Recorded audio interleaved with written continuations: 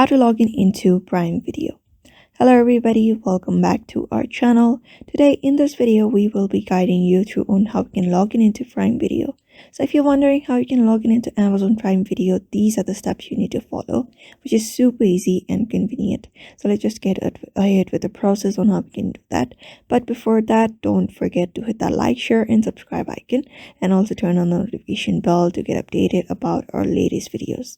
So first of all, head over and open up your browser wherever you want. After that, you're going to go ahead and type in Prime Video Login in the search bar and you will be taken to this page. So here you're going to go ahead and click on the very first link that appears on your screen, which is the official one of the Prime Video.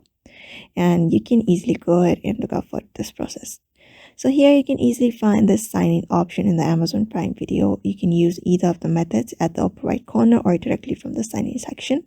You're going to go ahead and tap on that. And in order to log in, you just need to enter your email address or your mobile phone number.